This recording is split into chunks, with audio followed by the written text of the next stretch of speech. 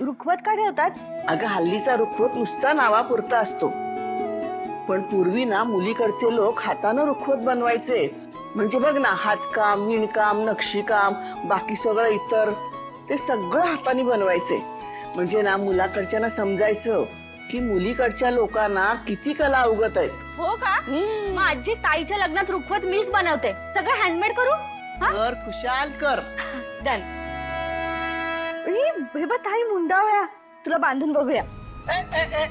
उघडायच्या नाही, ठेव ठेव तशाच त्या. का? लग्नाच्या वेळेला देवासमोर ठेवून मग बांधायच्या असतात. पण लग्नात मुंडावळ्या का बांधतात? अगं नवरा बायकोला दृष्ट लागू नये ना म्हणून मुंडावळ्या बांधायच्या असतात. अगं एवढंच नाही तर लग्न सोहळ्यामध्ये नवरा नवरीची धावपळ होते, गोष्टी पटापट बदलत असतात, शिवाय पुढच्या आयुष्याची काळजी असते. या सगळ्या विचारांमुळे मनात गोंधळ उडू नये म्हणून मुंडावळ्या नवरा नवरीच्या आज्ञाचक्रावर बांधतात. त्यामुळे डोक्यात धावणारे विचार काही काळासाठी शांत होतात. ओ माय गॉड, एवढं लॉजिक आहे त्याला? मला वाटलं फक्त एस्थेटिक म्हणून बांधतात. अगं आपल्या प्रत्येक विधींमध्ये आणि रीतिरिवाजांमध्ये शास्त्र असतं. काव्या, इकडे लवकर. हे बघ काय काय आणलंय. हे काय काय आणलंय? रुखवतासाठी. ताईचं लग्न आहे ना. ताईचं लग्न? मग तूच बघा सगळं. काव्या, काव्या, ऐक ना काव्या. अगं ऐकये. तुम्ही सगळे मुद्दामून करताय ना, सगळे मुद्दामून करताय तुम्ही. अगं पण मी आधीच सांगते, मेरा प्यार सच्चा है और आखिर में सच्चा प्यार ही जीतता है. काव्या, काव्या. तारिणी जाऊ दे तिला. उगाच गाढवा पुढे गीता वाचू नकोस.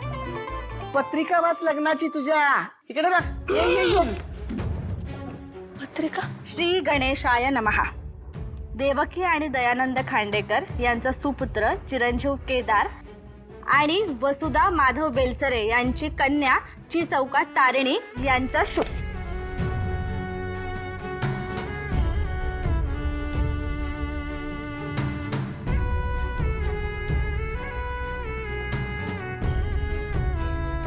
आठवण आली? रडायचं? रड. बरं ओके. शेवटच्या दिवशी थोडस शिल्लक ठेवशील ना रडणं?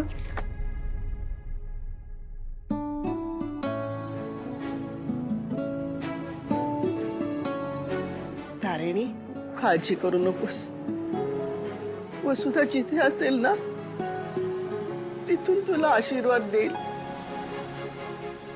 हसती असती ना तुला म्हणाली असती, तारिणी लग्न झालं म्हणजे बाईचं आयुष्य थांबत नाही ग. सासरी जातेस, जाताना स्वाभिमान बरोबर घेऊन जा आणि या स्वाभिमान घेऊनच आयुष्यभर जग.